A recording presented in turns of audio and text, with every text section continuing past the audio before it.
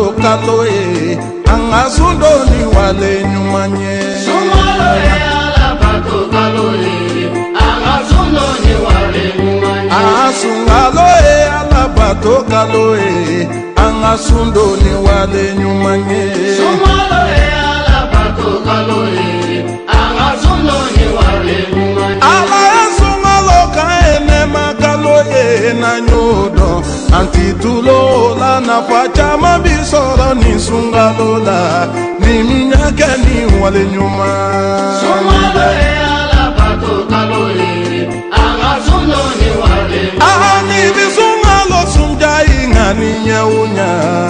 ukakene wale nyumanye ni bisungalo sunai bike wale nyala ukakene wale alukado sungalo nanani ladamunye ukakene wale sungalo makobi ala nyesiranyela ukakene wale nyumanye otu mama mi manya sungalo suniko akefama alae Sumaloe alabato kaloe angasundo ni wale nyumanye jani minya sundo fama alae otigiti soka haramudu ukakene wale nyumanye nimi yesundo fama alae otigiti soka wale juguke ukakene wale nyumanye imana su fama alae kafoma unyetila ite suntige ala ukakene wale nyumanye ni mami suna fama alae suntige laiti waso juguke ukakene wale nyumanye ala sungalo alabato kaloe angakeni wale nyuma Sumaloe alabato kaloe angasundo ni wale nyumanye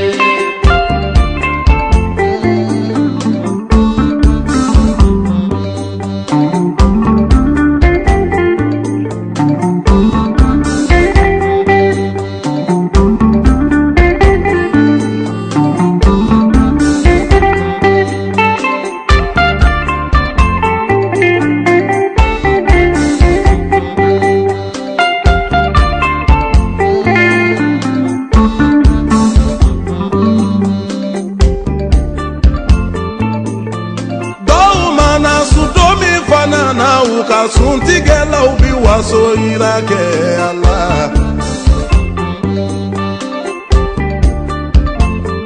ama fodu mini chama gilani kaben suntige mako eko juguye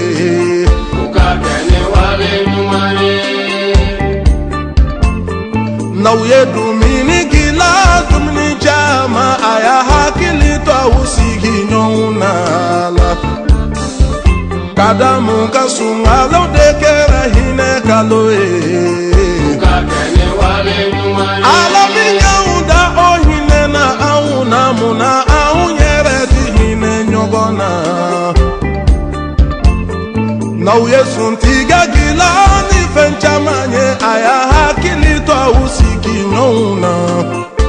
ukadi fama alae Sumaloe alabato kaloe angasundo ni wale nyumanye ogo sokira ya fo kama tounye ka fo alade baka sumba udo alade ba dominu bishu alae wali minu tade yere jirae ukakene wale nyumanye wali maminu tade togo nyininye awaminu bisu nyesira nyema ukakene wale nyumanye ola alama so meleke shika shuko ni baraji sebe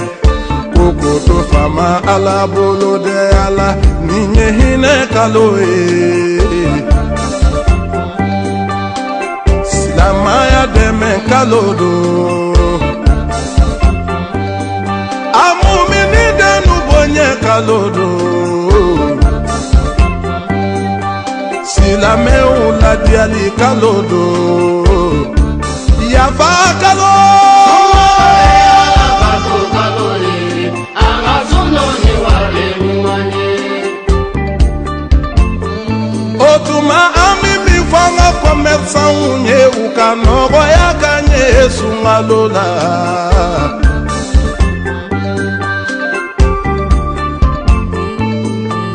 Ni kalo dun bi silamɛya bolo k'a fɔ o ka bɔ o ye sunkalo ye Ala.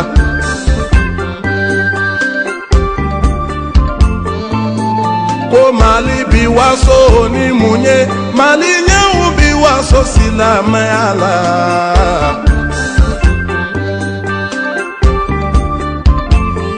Ka taa ye kalo min ka bon wa an bolo o ye gwɛlɛya kalo ye anw fɛ yan nɔ. Wa o ka nɔgɔya k'anw ye balofɛnw na.